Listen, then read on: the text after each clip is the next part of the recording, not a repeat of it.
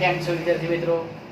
હું કરણ Kayastha, Aryan high school સરીકોટ, ધોરણ 12 science રસાયણ વિજ્ઞાન ચેપ્ટર નંબર 3 વિદ્યુત રસાયણ. આજે આપણે ખૂબ સરસ મજાનો ટોપિક શીખવાના છે અને એ ટોપિકનું નામ છે બેટરી. આપણે બધા જાણીએ જ છીએ, બરાબર? બેટરી એટલે આપણે ઘડિયાળના જે સેલ છે એ પણ એક બેટરી તરીકે જ ઓળખવામાં આવે. ગાડી વાહનો, આપણે વાહનની અંદર પણ આપણે બેટરીનો ઉપયોગ કરીએ તો એ કઈ રીતે ઉપયોગ થાય છે, એમાં શું હોય છે, કઈ પ્રક્રિયાઓ થાય છે અને કઈ પ્રક્રિયાઓને કારણે આપણને એ બેટરી દ્વારા આપણને વીજળી મળે છે એ સમજીશું આપણે, બરાબર? તો આપણો આજનો ટોપિક છે કયો? બેટરી. પહેલા તો હેડિંગ આપી દઈએ.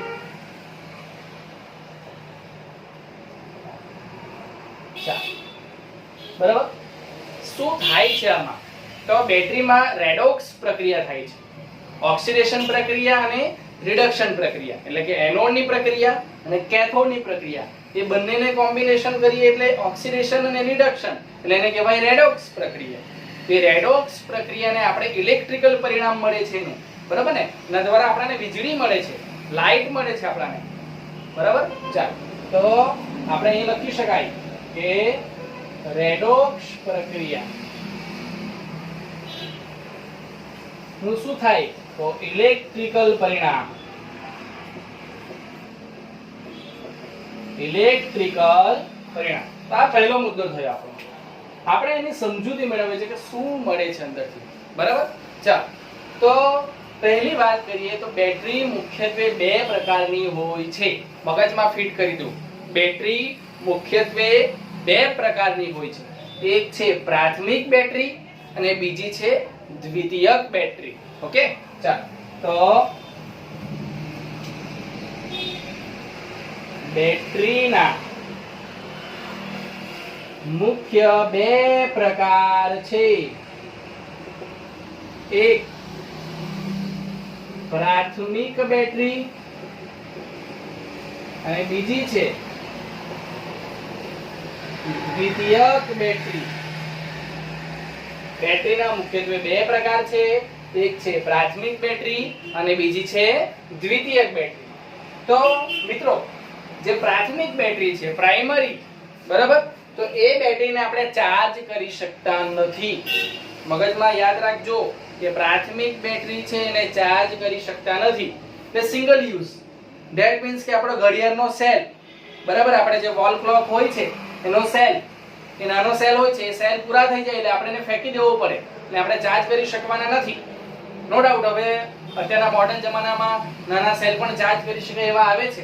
તો આપણે નોર્મલ વાત કરીએ કે નોર્મલ જે આપણા સેલ હોય છે એને આપણે ચાર્જ કરી શકવાના નથી, સિંગલ યુઝ હોય છે, આપણે એને ફેંકી દેવા પડે છે.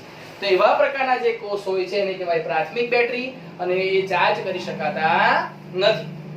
દ્વિતીયક બેટરી. દ્વિતીયક બેટરીને તમે ચાર્જ કરી શકો, બરાબર, રિચાર્જ કરી શકો.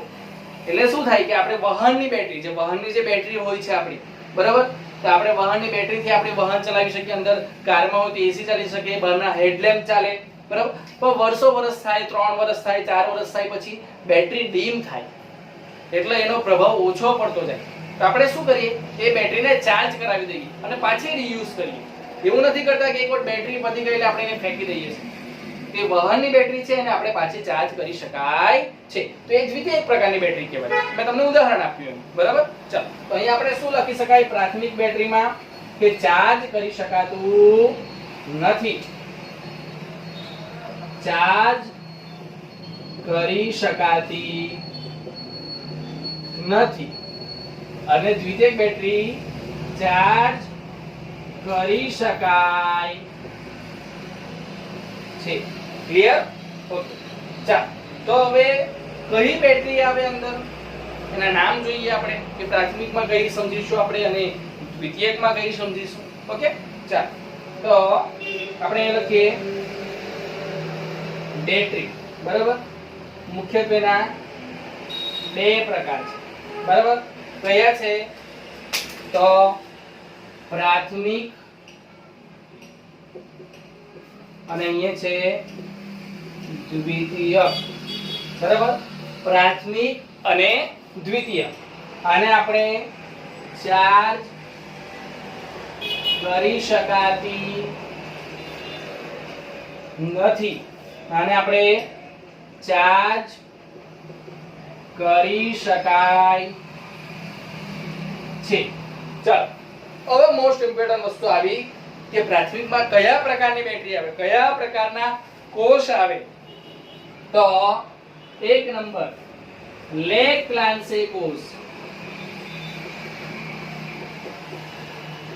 એમાંની પહેલી બેટરી કઈ છે? લેક્લાન્સે કોષ. અને બીજી છે મર્ક્યુરી કોષ. મર્ક્યુરી કોષ, બરાબર. આ જે લેક્લાન્સે કોષ છે પહેલો, અને બીજો છે મર્ક્યુરી, બરાબર. ચાલો દ્વિતીયકની વાત કરીએ આપણે. એમાં પહેલો છે લેડ સંગ્રાહક કોષ. લેડ સંગ્રાહક કોષ, બરાબર. અને એમાં પણ બીજો છે આપણી પાસે બળતણ અથવા તો ઈંધણ. શું? બળતણ અથવા તો ઈંધણ કોષ. આપણે એને બળતણ કોષ પણ કહી શકીએ અથવા ઈંધણ કોષ પણ કહી શકાય. એ કયા પ્રકારના છે? તો દ્વિતીયક પ્રકારના છે. તો તમે જોઈ શકો છો કે પ્રાથમિકમાં આપણે લેક્લાન્સે અને મર્ક્યુરી એ બંનેને આપણે ચાર્જ કરી શકવાના નથી. એ સિંગલ યુઝ છે, બરાબર. જ્યારે લેડ સંગ્રાહક અને બળતણ કોષ છે એને આપણે પાછા રિચાર્જ કરી શકીએ છીએ, બરાબર. ચાલો તો આને આપણે ડિટેલમાં ભણીશું. લેક્લાન્સેની વાત કરીએ તો આપણા સેલ જે નાના ઘડિયાળના સેલ હોય છે એ. મર્ક્યુરીની વાત કરીએ તો મર્ક્યુરી આપણે જે હેન્ડ વોચ હોય છે આપણું, તેમાં જે નાના એકદમ રાઉન્ડ સેલ હોય છે તે મર્ક્યુરી કોષ છે. ઉદાહરણ તરીકે તમને આપું છું. પછી લેડ સંગ્રાહકમાં વાહનની બેટરી, અને આ ઈંધણ કોષ છે આપણે અવકાશયાનમાં એ બધાનો ઉપયોગ થાય ઈંધણ કોષનો. તો આ રીતે આ બધાનો ઉપયોગ કરી શકાય છે.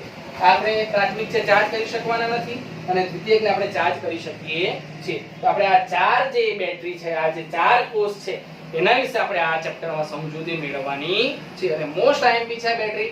બોર્ડની પરીક્ષામાં કંઈક ને કંઈક આમાંથી પૂછાય છે. ઓકે, ચાલો તો પહેલા આનો સ્ક્રીનશોટ લઈ લઉં, લખી લો, એટલે આપણે પહેલી બેટરી તરફ જઈશું. ઓકે,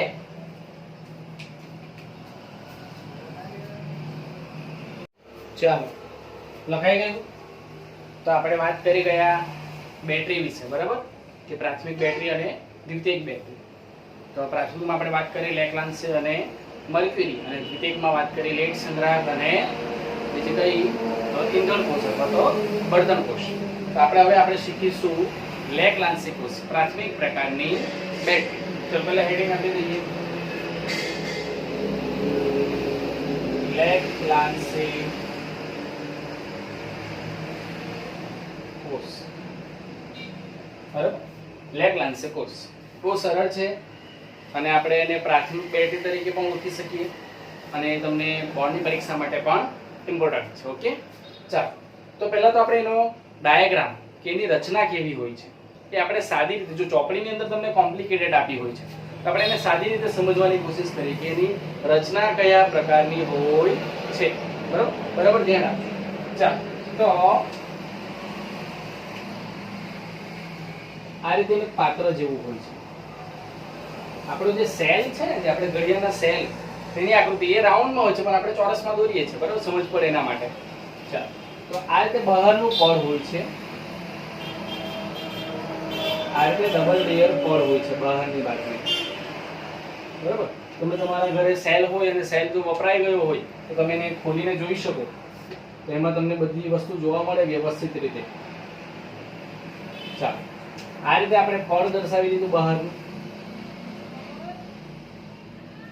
એ પડ શેનું બનેલું હોય છે? તો એ પડ છે તે ઝિંક.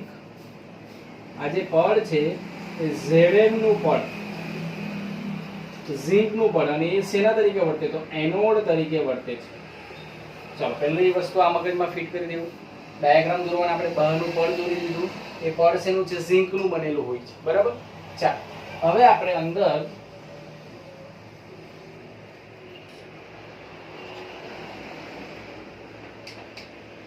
અંદર આપણે સળિયો દોરીશું. આ રીતે આ અંદર આપણે એક સળિયો લઈ લીધો છે, અને એ સળિયો શેનો છે? સોરી, આ સળિયો શેનો છે? તો કાર્બન ગ્રેફાઇટ નો સળિયો છે.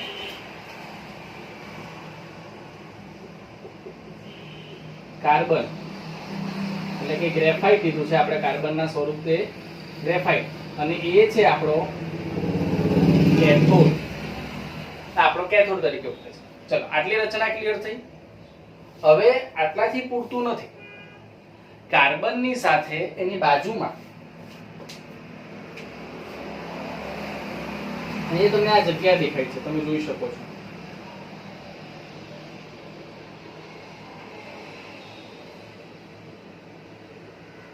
આ જે જગ્યા દેખાય છે તો હું તમને અંડરલાઈન કરીને બતાવું છું. આ જગ્યામાં MnO2 નો પાવડર કયો MnO2 મેંગેનીઝ ડાયોક્સાઇડ અને કાર્બનનો ભૂકો એટલે કે બીજો કાર્બન અંદર ભરવામાં આવે છે, એટલે કે કાર્બન બ્લેક, અને બાકી અંદર થોડી જગ્યા બાકી રહે તેમાં પેસ્ટ ભરવામાં આવે છે. શેની? તો ZnCl2 અને NH4Cl અને પેસ્ટ ભરવામાં આવે છે. જો હું તમને સમજાવું. એટલે આ જગ્યામાં પર્ટિક્યુલર આપણે શું ભરીએ છીએ તો MnO2 અને કાર્બન બ્લેક, આ બે વસ્તુ તો ભરીએ જ છે એમાં, બરાબર. અને જે બાકીની જગ્યામાં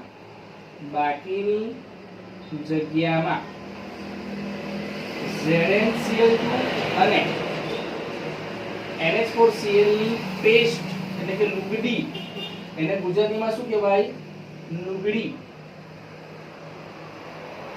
આને કહેવાય પેસ્ટ. અંગ્રેજીમાં કહીએ તો પેસ્ટ, આપણે જે ટૂથપેસ્ટ હોય એ પ્રમાણે ભીની પેસ્ટ, આપણે એવો શબ્દ પણ વાપરી શકીએ કે ભીની. ZnCl2 NH4Cl ની ભીની લુગડી, જ્યાં જગ્યા બાકી રહેશે ત્યાં, અને MnO2 અને કાર્બન બ્લેક છે ત્યાં ગ્રેફાઇટના સળિયાની બાજુમાં ભરવામાં આવે છે, બરાબર. તો આ થઈ ગઈ તમારી રચના લેક-લાન્સે કોષ, પ્રાથમિક કોષ. આપણે એવો હેડિંગ પણ આપી દઈએ, પ્રાથમિક કોષ, બરાબર, કે ચાર્જ કરી શકવાના નથી. ચાલો તો રચના પહેલા એક વખત પાછી ક્લિયર કરી દો કે આપણે એનોડ અને કેથોડ દર્શાવ્યા. બહાર જે ઝિંક નું પડે આપણો એનોડ તરીકે વર્તશે, અંદર કાર્બન ગ્રેફાઇટ તરીકે છે એ આપણો કેથોડ તરીકે વર્તે. પછી કાર્બનના જે ગ્રેફાઇટના સળિયા છે એની બાજુની જગ્યા છે ત્યાં MnO2 અને કાર્બન બ્લેક એ ભરવામાં આવે છે, અને જે બાકીની જગ્યા ખાલી રહે છે તેમાં NH4Cl અને ZnCl2 જેની લુગડી બીની, બરાબર, બીની લુગડી ભરવામાં આવે છે, જેથી આપણે ઈઝીલી વિદ્યુત પ્રવાહ પસાર થઈ શકે. ક્લિયર થાય છે વસ્તુ? તો આ થઈ ગઈ એની રચના. રચનામાં ન સમજ પડે પાછું રિપીટ કરો, હું બધી વસ્તુ વ્યવસ્થિત બોલ્યો છું અંદર, એને નોટ કરી દો તો સમજ પડી જશે. ઓકે, ચાલો આ રચના ક્લિયર થઈ ગઈ. આગળ જઈએ એમાં. હવે એમાં આપણે કઈ વસ્તુ અંદર એ રચનામાં આપણે શું જોયું અને એમાં શું ઇમ્પોર્ટન્ટ વસ્તુ છે એ આપણે લખવાની કોશિશ કરીએ, બરાબર. તો જે આપણો પ્રાથમિક કોષ છે, આપણને ખબર છે કે પ્રાથમિક કોષને ચાર્જ કરી શકાતો નથી, એટલે લેક-લાન્સે કોષ, બરાબર. તો આપણે પહેલું વાક્ય લખીએ કે આ કોષને ચાર્જ કરી શકાતો નથી. આ કોષને ચાર્જ કરી શકાતો નથી. આ પહેલો મુદ્દો થઈ ગયો. ચાલો પછી તેને પ્રાથમિક કોષ તરીકે પણ ઓળખાય છે, લેક-લાન્સે કોષ. આપણે એવું લખી શકાય, એમ તો લખ્યું જ છે, આપણે અહીં લખી દઈએ કે લેક-લાન્સે કોષ એ પ્રાથમિક કોષ તરીકે પણ ઓળખવામાં આવે છે.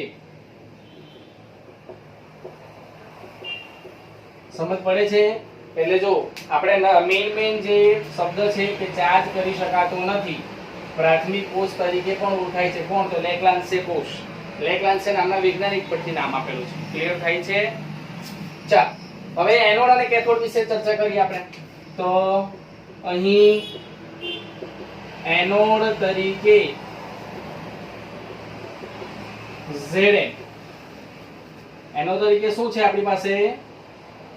Zn, zinc. ચાલો આગળનો મુદ્દો, અહીં કેથોડ તરીકે કાર્બન કાઉસમાં લખીશું કયા સ્વરૂપે? તો ગ્રેફાઇટ સ્વરૂપે. ક્લિયર થાય છે? ચલો આ બે વસ્તુ થઈ ગઈ. એનોડ કેથોડની વાત કરી દીધી આપણે. હવે આ કોષ જે આપણે ધારો કે ઘડિયાળની અંદર નાખીએ છીએ અથવા તો કોઈ બીજા રિમોટ કંટ્રોલમાં આપણે સેલ નાખીએ છીએ, બરાબર ને? એ સેલ જ છે આ. એના વિશે આપણે ચર્ચા કરીએ છીએ. તો એ કેટલો પોટેન્શિયલ આપે, આપણને કેટલી ઉર્જા આપે, કેટલો વિદ્યુત આપે તેની વાત કરીએ તો આ લેકલાન્સે કોષ એ ખાસ ઇમ્પોર્ટન્ટ છે 1.5 વોલ્ટ જેટલો પોટેન્શિયલ ધરાવે છે. પોટેન્શિયલ ધરાવે છે. કેટલો પોટેન્શિયલ આપણે આપણાને આપે, કેટલી ઉર્જા આપે આપણાને? તો 1.5 વોલ્ટ. 1.5. ક્લિયર થાય છે? 1.5. આ એક ઇમ્પોર્ટન્ટ મુદ્દો છે, તમને ઓબ્જેક્ટિવ ની અંદર પૂછી શકાય, એમસીક્યુ ની અંદર પૂછી શકાય. ક્લિયર થાય છે? ચાલો, તો આપણે એની રચનાની વાત કરી, એના પોટેન્શિયલની વાત કરી. હવે એનો ઉપયોગ ક્યાં થાય છે? તો એનો ઉપયોગ થાય છે ટ્રાન્ઝિસ્ટર અને ઘડિયાળની અંદર. ટ્રાન્ઝિસ્ટર તેમજ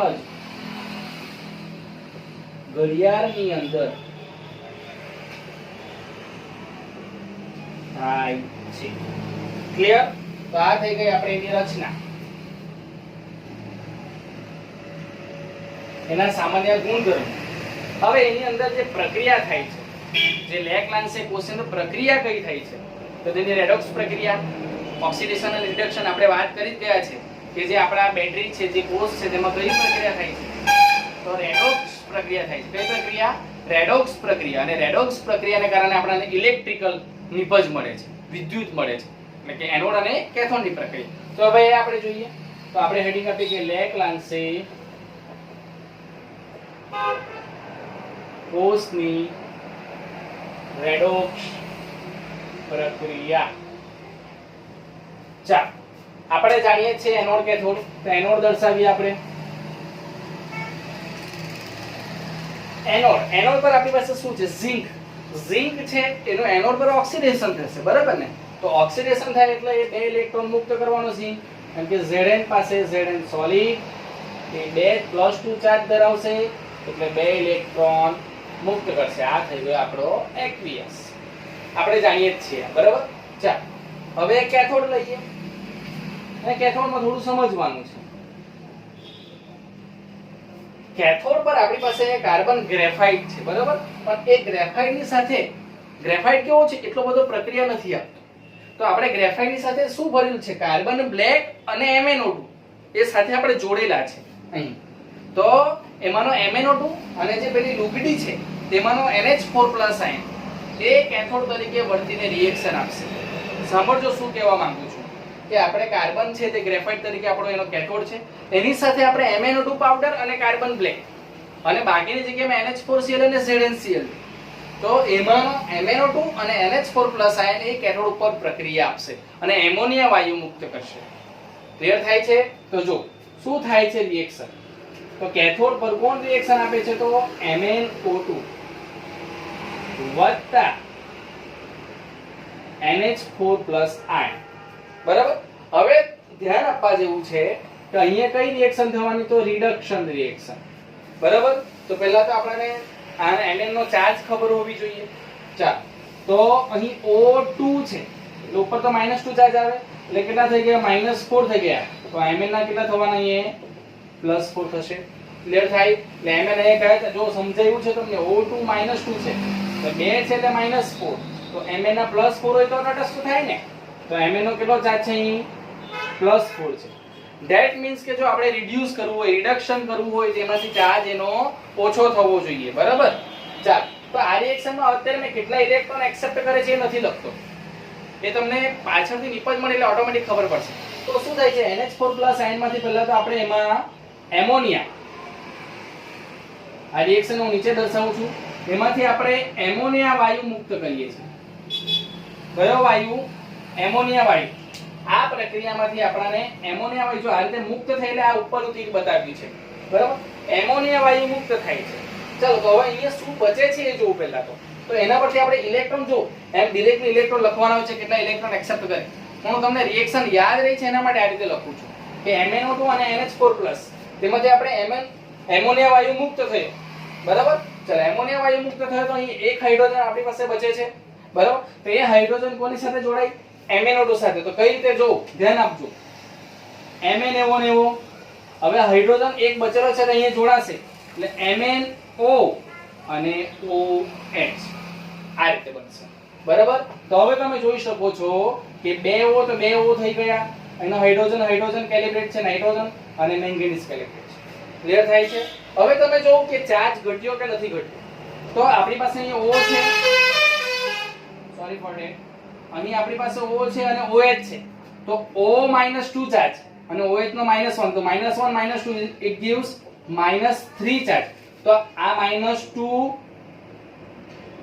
અને -1 તો -3 થઈ ગયો તો આનો કેટલો થશે +3 સમજ પડી છે જો મેં સમજાવ્યું છે એટલે Mn નો કેટલો થાય છે +3 તમે જોઈ શકો છો +4 માંથી +3 ધેટ મીન્સ રિડક્શન થઈ ગયું કેટલા ચાર્જ ઘટ્યો એનો +1 ચાર્જ ઘટ્યો અને કેટલા ઇલેક્ટ્રોન એક્સેપ્ટ કર્યા છે એક ઇલેક્ટ્રોન એક્સેપ્ટ કર્યા છે તો તમે જોઈ શકો છો આ આપણી રિએક્શન થઈ ગઈ છે આખી રેડોક્સ રિડક્શન વાળી કેથોડની રિએક્શન અને આખી જે રિએક્શન છે રેડોક્સ પ્રક્રિયા થઈ ગઈ છે ક્લિયર થાય છે ચલો એકવાર પાછો સમજાવું તમને એનોડ પર તો ઝિંક છે ઝિંકનું ઓક્સિડેશન થવાનું બે ઇલેક્ટ્રોન મુક્ત કરે છે કેથોડ પર કોની પ્રક્રિયા થાય છે તો આપણો MnO2 અને NH4+ આયન કેથોડ પર પ્રક્રિયા કરે છે હવે NH4+ આયન છે આપણો એમોનિયમ આયન છે તેમાંથી એમોનિયા વાયુ મુક્ત થાય છે એમોનિયા વાયુને આપણે મુક્ત કરી દીધો બરાબર એમોનિયા વાયુ મુક્ત થાય તો એક હાઇડ્રોજન આપણી પાસે બચે છે ત્યાં તો આ બચે તો આપણે કોની સાથે જોડીએ Mn સાથે હવે આપણે જોવાનું શું છે તો આપણે રિડક્શન કરવાનું છે તો Mn ની ચાર્જ આપણી પાસે કેટલી છે અહીંયા +4 છે આપણે સમજાવ્યો છે કે O2 છે તો -4 તો Mn નો +4 તો એ +4 માંથી +3 માં આવી જાય છે તો રિડક્શન થઈ ગયું તો એક નું ઘટાડો એક ચાર્જ નો ઘટાડો તો આપણે એક ઇલેક્ટ્રોન ત્યાં એડ કરીએ એટલે કે તો એક ઇલેક્ટ્રોન એક્સેપ્ટ કરે છે એટલે +4 માંથી +3 માં જાય છે ક્લિયર થાય છે વસ્તુ પાછું રિપીટ કરીને જો 5 વખત લખો અને સમજો તો ઓટોમેટિક તમને ક્લિયર થઈ જાય આ બધી રિએક્શન બધું જે એની રચના છે એકદમ ક્લિયર છે કેથોડ ને જરાક સમજવાની છે તે સમજીને વ્યવસ્થિત લખો ઓટોમેટિક તમને આવડી જશે ઓકે ચાલ હવે જે આ એમોનિયા વાયુ છે એ એમોનિયા વાયુ કેટલીક વાર જો તમે વધારે પ્રમાણમાં જો અંદર મુક્ત થઈ જાય તો એ તકલીફ કરે એટલે તકલીફ શું કરે છે એમોનિયા વાયુ જો વધારે પ્રમાણમાં આવી જાય તો વિસ્ફોટ કરી શકે તો આપણે અહીં લખી શકાય અહીં જો એમોનિયા વાયુ વધુ પ્રમાણમાં મુક્ત થાય તો વિસ્ફોટ થઈ શકે છે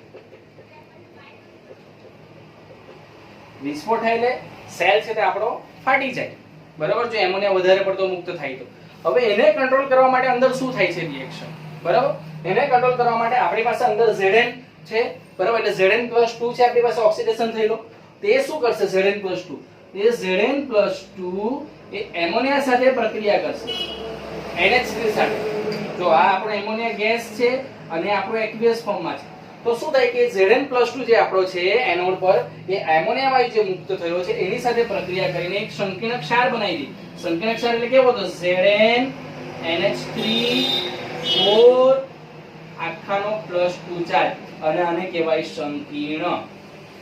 સંકીર્ણ એટલે કોમ્પ્લેક્સ બે જોડાઈ ગયા આ જોડાઈ જાય તો તમારી વિસ્ફોટની જે માત્રા છે તે ઓછી થઈ જશે સમજ પડે છે એટલે આ એક સંકીર્ણની રિએક્શન થાય કે જો એમોનિયા વધુ ઉત્પન્ન થાય તો વિસ્ફોટ થઈ શકે એટલે શું થાય છે અંદર રિએક્શન કે Zn+2 છે તે એમોનિયા સાથે પ્રક્રિયા કરી લે અને એક સંકીર્ણ ક્ષાર બનાવે છે બરાબર તો આ આખી જે તમારી વાત થઈ ગઈ લેક-લાન્સે કોષ છે આપણો પ્રાથમિક કોષ છે બરાબર આપણે શું વાત કરી એની રચના જોઈ લીધી રચનામાં આપણે Zn નું પડ છે એનોડ તરીકે છે કાર્બન ગ્રેફાઇટ નો સળિયો છે કેથોડ તરીકે છે અંદર ગ્રેફાઇટ ની બાજુમાં આપણે શું લગાવ્યું છે તો MnO2 અને કાર્બન બ્લેક લગાવ્યો છે બાકીની જગ્યા જે ખાલી રહે છે તેમાં NH4Cl અને ZnCl2 ની ની લુગડી એટલે કે એની પેસ્ટ બરાબર પેસ્ટ આપણે લગાવી છે બરાબર ચાલો હવે એમાં રચનામાં જોયું તો ભાઈ આને ચાર્જ નથી કરી શકાતા સિંગલ યુઝ છે એક વખત વાપરો પછી ફેંકી દેવો પડે બરાબર એ જો આપણો પૂરો થઈ જાય સેલ આપણે તો નાખી દઈએ છીએ પાછો સેલને આપણે ચાર્જ કરી શકવાના નથી. હા, હવે અત્યારના આધુનિક મોડર્ન જમાનામાં કેટલાક સેલ પણ એવા આવે છે કે તમે ચાર્જ કરી શકો. આપણે નોર્મલ સેલની વાત કરીએ કે નોર્મલ જે આપણો સેલ હોય છે તેને આપણે ચાર્જ કરી શકતા નથી. ઓકે, ચાલો પછી તેને આપણે પ્રાથમિક કોષ તરીકે ઓળખી શકાય. ત્યારબાદ એનોડ અને કેથોડની વાત તો આપણે કરી જ ગયા છીએ. અંદર જે લેગનાંશિક કોષ છે તે આપણા જે વિદ્યુત ઉત્પન્ન કરે છે એનો પોટેન્શિયલ છે એ કેટલો છે તો 1.5 વોલ્ટ. મોસ્ટ આઈએમપી છે, ઓબ્જેક્ટિવમાં પૂછી શકાય તમને, તો ધ્યાન આપજો ત્યાં. ઓકે, અને ઉપયોગ છે તે ટ્રાન્ઝિસ્ટર છે, ઘડિયાળ છે, તેમાં આપણે એનો ઉપયોગ કરીએ છીએ. ઘણા બધા રિમોટમાં આપણે ઉપયોગ કરીએ તે સેલનો આપણે જ્યાં જ્યાં ઉપયોગ કરીએ તે આપણે યાદ રહેવું જોઈએ. ક્લિયર? ચાલો, આ તો કોમન ઉપયોગ આપણે લખ્યા છે. અને મોસ્ટ આઈએમપી ની એનોડ અને કેથોડની રિએક્શન. તો એનોડ પર આપણી પાસે ઝિંક છે તો એનું ઓક્સિડેશન થવાનું, અને કેથોડ પર કોણ રિએક્શન આપે છે તો MnO2 અને એમોનિયમ આયન NH4+. તો આપણે પહેલા શું કર્યું, આ બે લખીને આપણે એમોનિયા વાયુ મુક્ત કરી દીધો. બરાબર, એમોનિયા વાયુ મુક્ત કરી દે એટલે આપણે ઓટોમેટિક ખબર પડે કે એક હાઇડ્રોજન અહીં બાકી બચે છે તે Mn સાથે જોડાઈ જશે, મેંગેનીઝ ડાયોક્સાઇડ સાથે જોડાઈ જશે અને આપણને અહીં MnOOH નામની પ્રોડક્ટ આપે. અને ત્યાં આપણે જોઈ શકો છો કે Mn+4 માંથી +3 માં જાય, એક ઇલેક્ટ્રોન એક ચાર્જ ઘટે છે એટલે એક ઇલેક્ટ્રોન અહીં એક્સેપ્ટ કરશે. ક્લિયર થાય છે? તો આ થઈ ગઈ કેથોડની રિએક્શન. અને આપણે વાત કરી કે જો એમોનિયા વધારે જો ઉત્પન્ન થાય તો એ શું કરે, વિસ્ફોટ કરી શકે. ઓકે, અને એના માટે શું થાય છે અંદર રિએક્શન, તો Zn+2 જે છે તે એમોનિયા સાથે જોડાઈને સંકીર્ણ બનાવે છે. બરાબર, અને એ સંકીર્ણ કોમ્પ્લેક્સ રિએક્શન કહેવાય છે. તો આ રિએક્શન પણ તમારે લખવી જરૂરી છે. તો આ પ્રકારની રચના લેગલાન્સિક કોષ પ્રાથમિક કોષમાં જોવા મળે છે. ક્લિયર થાય છે? ચાલો, એનો સ્ક્રીનશોટ લઈ લો, વ્યવસ્થિત ઉતારી લો, લખો, એને સમજો ને બરાબર એની રાઇટિંગ પ્રેક્ટિસ કરો. તો એ 100% તમને આવડી જશે. ઓકે,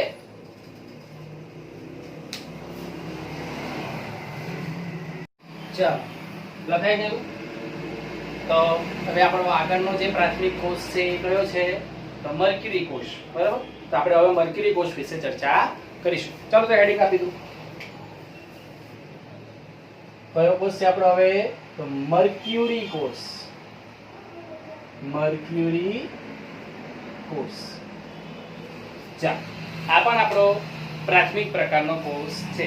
બરાબર, આપણે કયો જોઈ ગયા તો લેગલાન્સિક કોષ જોઈ ગયા. બરાબર, લેગલાન્સિક કોષને આપણે પ્રાથમિક પ્રકારનો કોષ કીધો. એને તમે સૂકો કોષ પણ કહી શકો. આપણે એક મુદ્દો તો એડ કરી શકાય કે લેગલાન્સિક કોષને કયો સૂકો કોષ તરીકે, કારણ કે એ ડ્રાય કોષ છે. બરાબર ને, આપણે એને રિચાર્જ કરી શકો ને તેને ફેંકી દેવો પડે છે. સૂકો કોષ પણ કહી શકાય છે. ચાલો, તો મર્ક્યુરી કોષમાં આપણે વાત કરીએ તો એ પણ આપણે એક પ્રાથમિક પ્રકારનો કોષ છે. આપણે પહેલો મુદ્દો લખીએ. આ એક પ્રાથમિક કોષ છે. બરાબર, ચાલો પછી મર્ક્યુરી કોષ એ પ્રાથમિક પ્રકારનો કોષ થઈ ગયો તો એને પણ ચાર્જ કરી શકાતો નથી, એક જ વખત વાપરી શકાય છે. આ કોષ ચાર્જ કરી શકાતો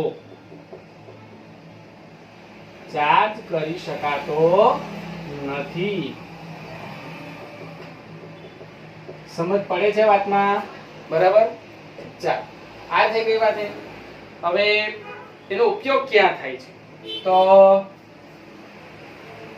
એમ તો એના ઘણા બધા ઉપયોગ છે. બરાબર, એના પર્ટિક્યુલર જો આપણે વાત કરીએ ઉપયોગ તો આપણે જે કાનના મશીન આવે છે, ખબર, જે ઓછું સાંભળી શકતા હોય એના માટે કાનના મશીન આવે, તે મશીનમાં જે નાના નાના રાઉન્ડ સેલ હોય છે એ સેલ મર્ક્યુરી કોષ કહેવાય. અથવા તો આપણે જે હેન્ડ વોચ, જે હાથમાં ઘડિયાળ પહેરીએ છીએ તેમાં જે નાના નાના સેલ આવે છે તેને કહેવાય મર્ક્યુરી કોષ. સમજ પડે છે? એટલે હવે એને આપણે એની રચના છે, રચના દર્શાવવાની જરૂર નથી. બરાબર, તે રચના આપણે વ્યવસ્થિત રીતે એમાં ખાલી જોવાનું છે કે એનોડ અને કેથોડ શું છે એ જ વ્યવસ્થિત રીતે આપણે જોવાનું છે. બરાબર, ચાલો, તો આપણે એનો ઉપયોગ લખીએ પર્ટિક્યુલર. તો કાનના મશીનમાં મર્ક્યુરી કોષનો ઉપયોગ થાય છે. બરાબર, અથવા તમે એડ પણ કરી શકો અંદર કે આપણા હેન્ડ વોચમાં, હાથમાં પહેરવા માટેના ઘડિયાળમાં પણ આ જે સેલ છે તેનો ઉપયોગ થાય છે, લખી શકાય. ઓકે, ચાલો, તો આ થઈ ગઈ એની કેટલીક માહિતી થઈ ગઈ કે મર્ક્યુરી કોષ વિશે આપણે કેટલીક માહિતી મેળવી કે ચાર્જ કરી શકાતો નથી અને એ પ્રાથમિક કોષ છે. ક્લિયર થાય છે એ વસ્તુ? ચાલો, હવે એમાં પર્ટિક્યુલર આપણે એનોડ અને કેથોડની વાત કરીએ કે એમાં એનોડ તરીકે શું હોય છે અને કેથોડ તરીકે શું હોય છે. બરાબર, ચાલો, તો એમાં એનોડ તરીકે ZnHg એટલે એને કહેવાય ઝિંક શરંસ. મર્ક્યુરી સાથેનું મિશ્રણ છે એટલે શરંસ તરીકે ઓળખાય એને. એટલે શું કહેવાય એને? ઝિંક શરંસ. જો હું દર્શાવું છું એટલે ઝિંક શરંસ, અને એને ઇંગ્લિશમાં કહેવાય ઝિંક એમાલ્ગમ. ઝિંક એમાલ્ગમ. શરંસ ને ઇંગ્લિશમાં કહેવાય એમાલ્ગમ. બરાબર? એટલે Zn અને Hg નું જે મિશ્રણ છે એને કહેવાય ઝિંક શરંસ. આ થઈ ગયું આપણું એનોડ તરીકે. બરાબર? ચાલો, કેથોડ તરીકે HgO અને કાર્બનની લુગડી. કેથોડ તરીકે HgO અને HgO એટલે કે મર્ક્યુરી ઓક્સાઇડ અને કાર્બન આપણો, બરાબર, C અને HgO ની લુગડી વપરાય છે. અને અંદર એમાં મર્ક્યુરી કોષમાં વિદ્યુત વિભાજ્ય તરીકે, સમજો ખાસ, વિદ્યુત વિભાજ્ય તરીકે KOH એટલે કે પોટેશિયમ હાઇડ્રોક્સાઇડ અને ઝિંક ઓક્સાઇડ ZnO વિદ્યુત વિભાજ્ય તરીકે KOH અને ZnO નો ઉપયોગ થાય છે.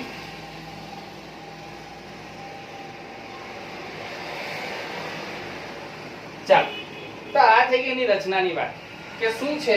તો ભાઈ એક પ્રાથમિક પ્રકારનો કોષ છે, એને ચાર્જ કરી શકાતો નથી. એનો ઉપયોગ ક્યાં થાય? તો કાનના મશીનમાં આપણે કોમન ઉપયોગ લખીએ છીએ આપણે, બરાબર? એક લખવાનો ઇનફ છે. ચાલો, એનોડ તરીકે ZnHg ઝિંક શરંસ, એનું ઓક્સિડેશન થશે.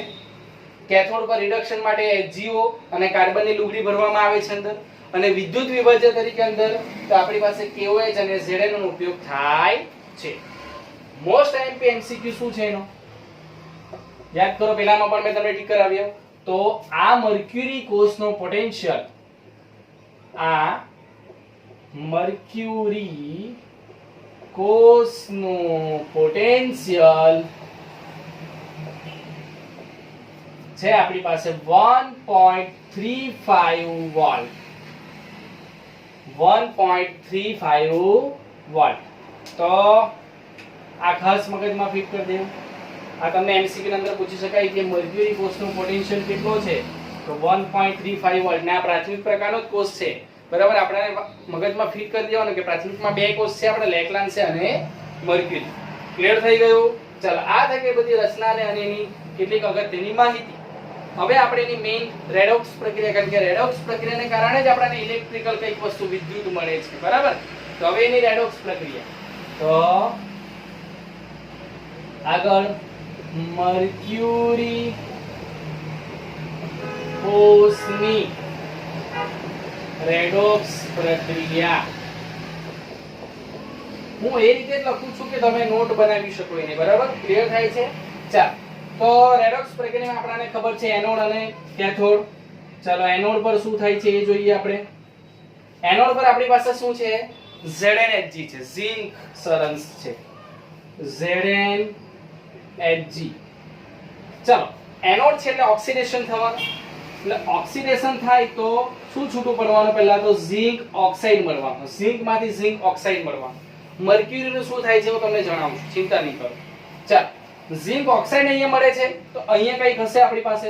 તો આપણી પાસે અહીં OH હોવો જોઈએ, તો અહીંયા ઓક્સિજન છૂટો પડે. તો અહીંયા OH છે તો અહીંયા પાણી છૂટું પડે. બંને એક સાથે જ હોય. આ બાજુ OH જો છૂટો પડે, OH માઈનસ છે આપણો અહીંયા, તો અહીંયા પાણી છૂટું પડવાનું. અને ઝિંક નું ઓક્સિડેશન થાય છે એટલે કેટલા ઇલેક્ટ્રોન? તો 2 ઇલેક્ટ્રોન મુક્ત થાય. રિએક્શન કમ્પ્લીટ થઈ ગઈ. હવે તમે એને કેલિબ્રેટ કરો પહેલા. તો અહીંયા એક O છે, 2 O ને 2 હાઇડ્રોજન છે, તો અહીંયા આપણે 2 કરી દેવા પડે. સમજ પડે છે? ચલો, પાછું એક વખત. શું છે આપણી પાસે? માત્ર આપણી પાસે ઝિંક શરંસ આ જ હતું. એનું ઓક્સિડેશન થાય છે, ઝિંક ઓક્સાઇડમાં 2 ઇલેક્ટ્રોન મુક્ત કરી દીધા, આમ ઓક્સિડેશન થઈ ગયું, બરાબર? તો ઓક્સિડેશન તો ઓક્સિજન છૂટો પડ્યો. ઓક્સિજન છૂટો પડે તો અહીં કંઈક હોવું જોઈએ ને. તો આપણી પાસે અહીં OH માઈનસ ના આયનો હશે, બરાબર? તેમાંથી આપણને પાણી છૂટું પડે. આપણે ક્લિયર થાય છે? આ બંને એકબીજામાં હોય છે કે H2 માંથી OH માઈનસ આપણે OH માઈનસ H2. ક્લિયર? ચાલ.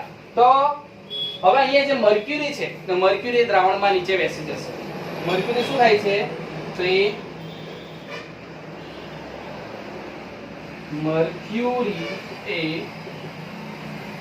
પ્રક્રિયામાં નીચે બેસી જાય છે. આપણે એ રીતે લખી શકાય કે પ્રક્રિયામાં નીચે બેસી જાય છે. ક્લિયર? ઓક્સિડેશન રિએક્શન ખબર પડી ગઈ? પાછું પર રિપીટ કરીને જો લખો 2 વખત ક્લિયર થઈ જશે. ઓકે? ચાલો. કેથોડ. ચાલો કેથોડની પ્રક્રિયા જોઈએ તો કેથોડ પર આપણી પાસે શું છે? HGO. HGO છે બરાબર. હવે એ HGO શું કરશે? તો આ જે પાણી અને 2 ઇલેક્ટ્રોન છે તેને એક્સેપ્ટ કરશે. બહુ સિમ્પલ છે કેથોડ રિએક્શન. HGO શું કરે છે? મર્ક્યુરી ઓક્સાઇડ તો પાણી અને ઇલેક્ટ્રોન જે એને મુક્ત કર્યા છે એ તેને એક્સેપ્ટ કરશે. ચાલો સિમ્પલ. ઓક્સાઇડ છે રિડક્શન થવાનું, ઓક્સાઇડ દૂર થવાનું એટલે Hg મળવાનું બરાબર. અને 2 ઇલેક્ટ્રોન એક્સેપ્ટ કરે H2O છે તો મેં તમને કીધું એનું કન્વર્ઝન, તો અહીંયા શું મળશે આપણને? OH. ચાલો હવે અહીંયા 2H અને 2O છે તો અહીંયા આપણે શું કરી દઈએ? 2H minus. ક્લિયર થાય છે? તો આ રીતે આપણને કેથોડની રિએક્શન જોવા મળે છે. સિમ્પલ છે. અહીંયા ઓક્સાઇડ છે તેમાંથી રિડક્શન થઈને Hg થઈ ગયું મર્ક્યુરી. ઓકે? તો આ થઈ ગઈ કેથોડની રિએક્શન. ચાલો હવે એની કુલ પ્રક્રિયા ખાસ લખવાની. આપણે મર્ક્યુરી કોષમાં કુલ પ્રક્રિયા એ ઇમ્પોર્ટન્ટ છે. તમને 1 માર્ક્સ ની અંદર પણ પૂછી શકે કે મર્ક્યુરી કોષની કુલ પ્રક્રિયા જણાવો. તો હવે તમે જોઈ શકો છો કે આપણે કયું ઓમિટ કરી શકાય. તો અહીંયા 2OH માઈનસ, અહીં 2OH માઈનસ આપણે કાઢી નાખીએ. અહીંયા H2O + 2 ઇલેક્ટ્રોન, અહીંયા H2O + 2 ઇલેક્ટ્રોન નીકળી જશે. ચલો આપણે આને અત્યારે કેન્સલ આઉટ અહીંથી આ રીતે એટલે તમને સમજ પડે બરાબર. આ રીતે.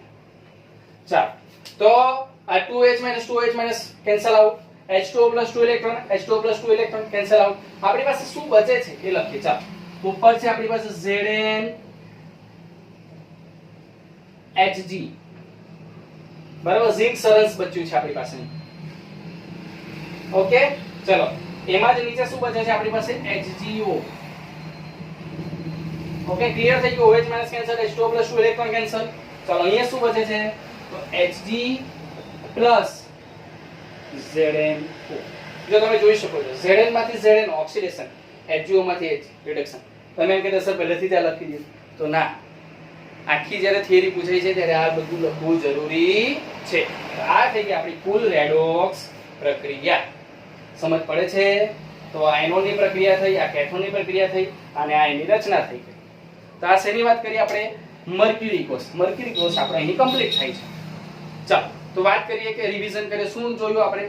તો મર્ક્યુરી કોષ. મર્ક્યુરી કોષ એ કેવો છે? તો પ્રાથમિક પ્રકારનો કોષ છે.